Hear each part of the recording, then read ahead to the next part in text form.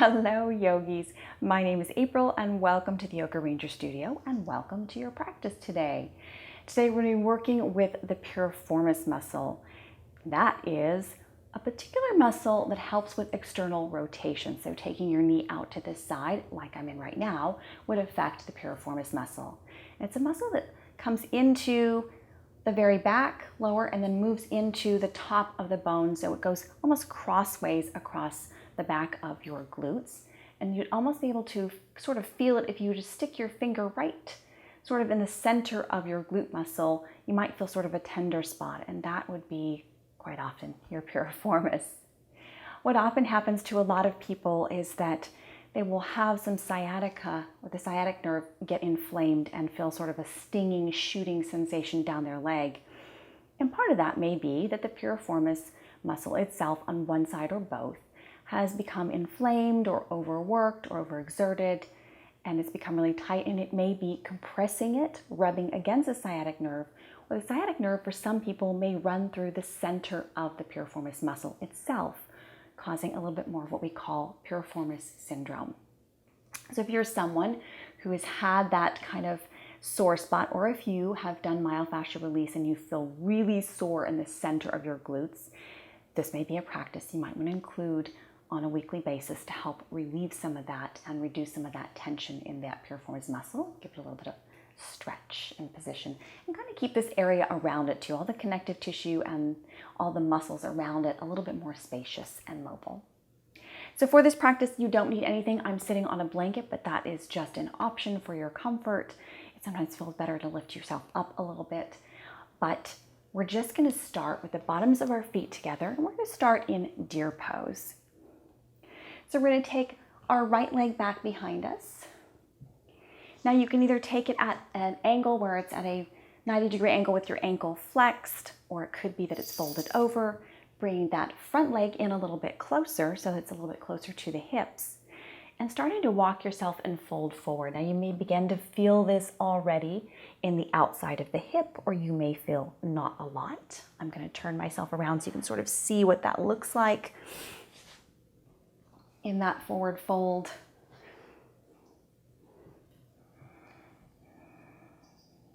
You can begin to feel this on the outer side of that left hip. Maybe you come all the way down onto your forearms. Maybe you stay up on your hands. Maybe you're up a lot higher. I invite you to explore whatever works best for you that's sustainable.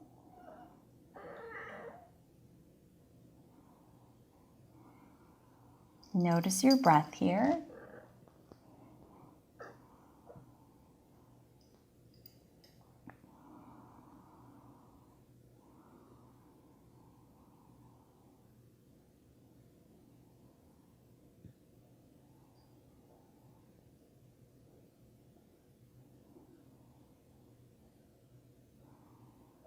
Notice sensations that come up wherever they are.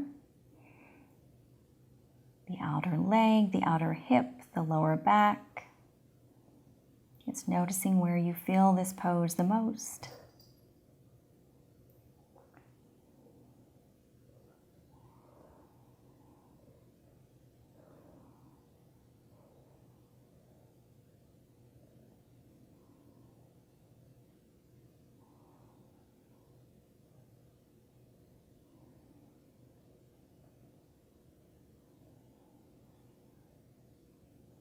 As we settle deeper into this pose and hold it longer, you may feel more intensity.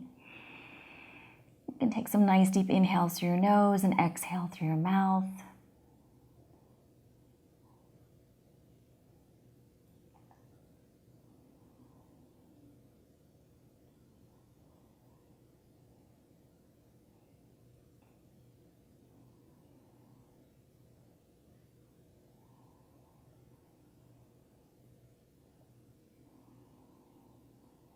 Just a few more breaths here.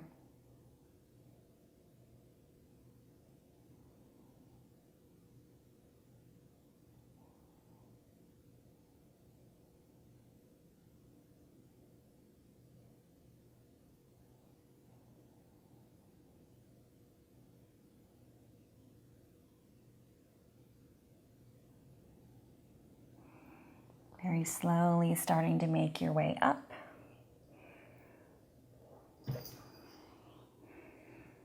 Unwinding, coming back to the bottoms of the feet together, maybe waving your knees up and down a little bit, lifting the shoulders back and the chin up.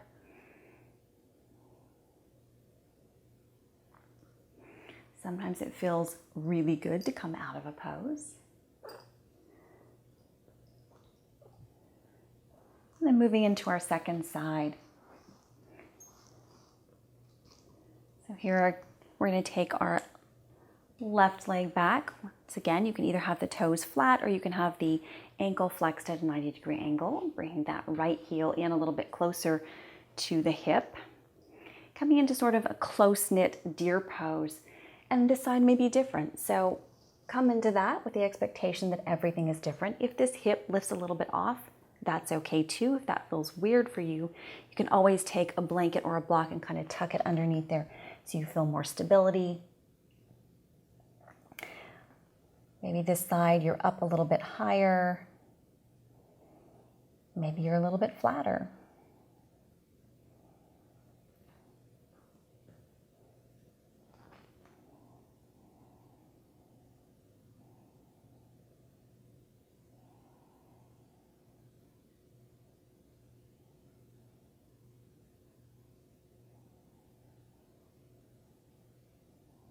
Notice if you're holding your breath a little bit and release that out with some nice deep exhales. Allow yourself to soften into the pose.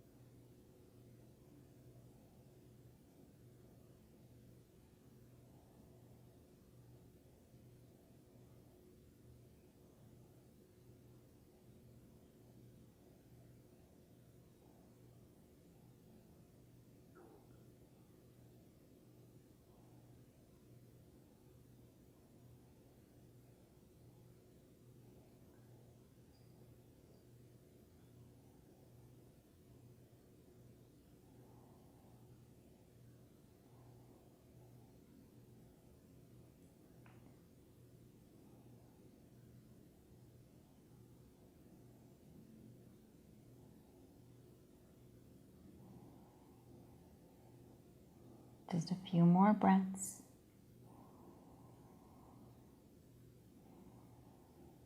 Here again, if you're feeling a lot of sensation, then exhaling through the mouth a few times.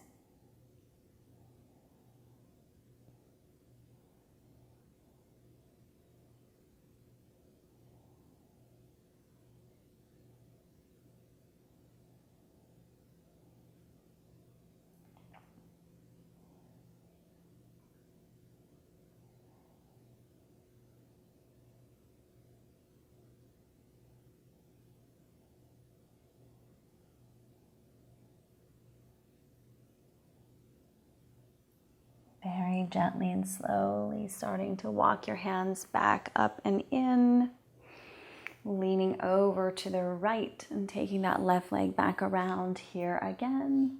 You can either bring the bottoms of the feet together or you could stretch the legs out long, taking your fingers back behind you, lifting your chest, dropping your head back and your chin up toward the ceiling.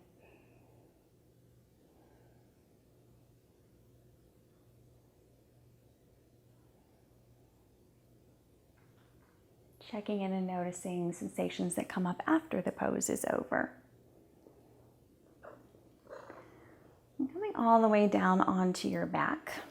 You can use that blanket if you have one for your head.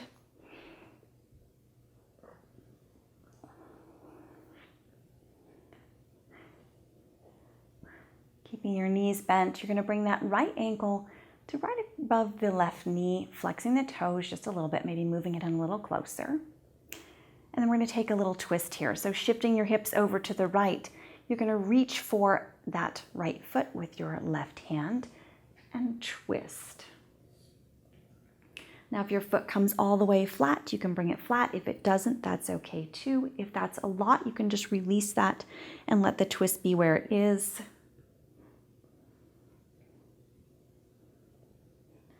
Lift your head and turn and look over your right shoulder.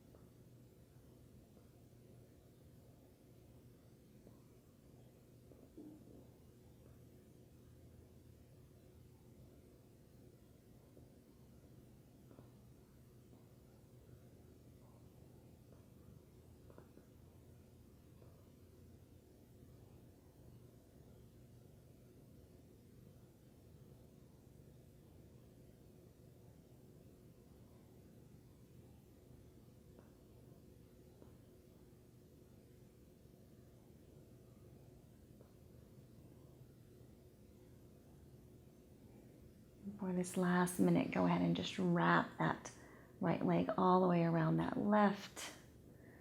Maybe resting your left hand on the outside of the right knee.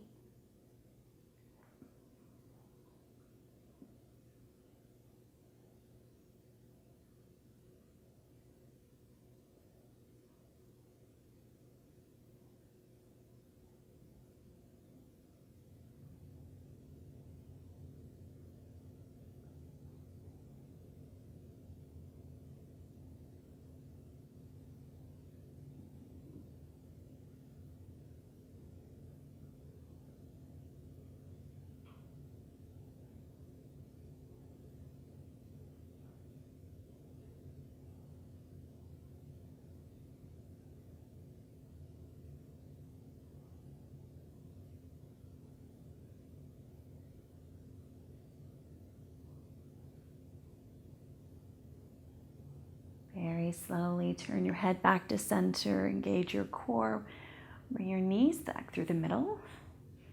Shift your hips back down the center, and here we're going to switch sides. So take that left ankle right above the knee, flex the toes just a little bit. Maybe you slide it up a little further. Shift your hips this time over to the left and drop that leg over. Maybe the whole foot comes flat to the floor, maybe it doesn't.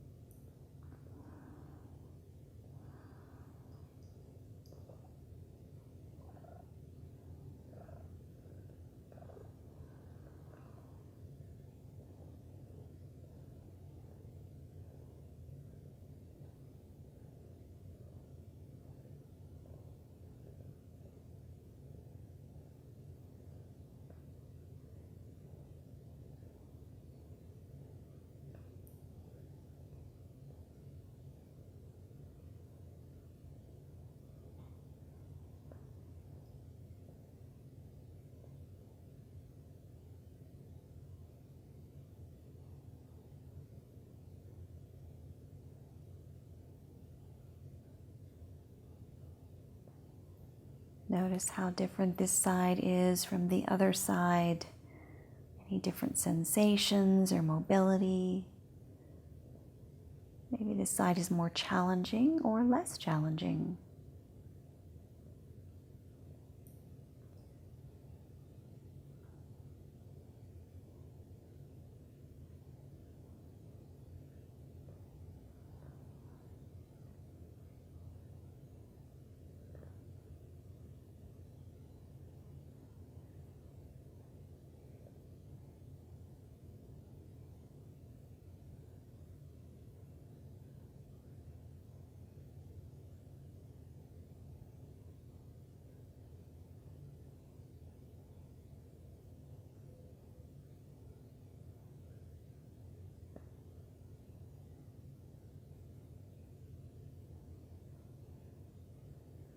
Here for this last minute, go ahead and cross that left leg all the way over the right. Maybe taking your right hand to the outside of the left thigh.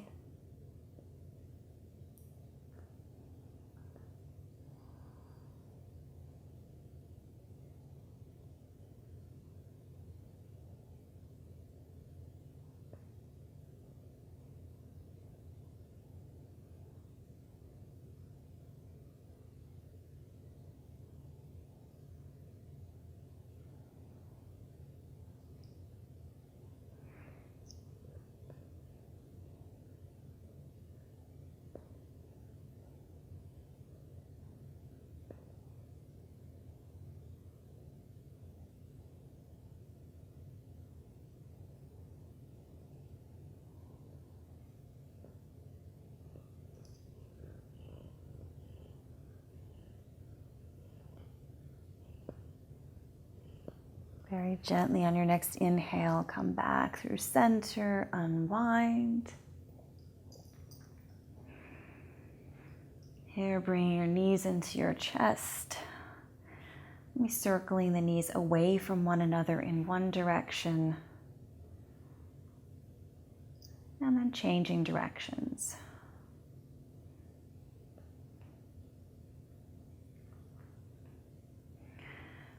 Those knees in one more time. Releasing, rolling over to your right side and making your way up to a seat.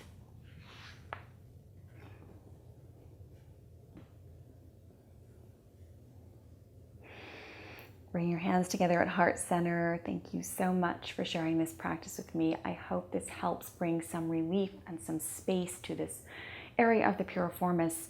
There's a lot of different exercises that focus on this, but doing something regularly, like every single week, to help maintain the mobility and spaciousness in this area and to help keep a healthy piriformis so that it's not overstretched or inflamed, and taking care of it. It's also wise when you're thinking about inflammation to think about what you're taking in diet-wise.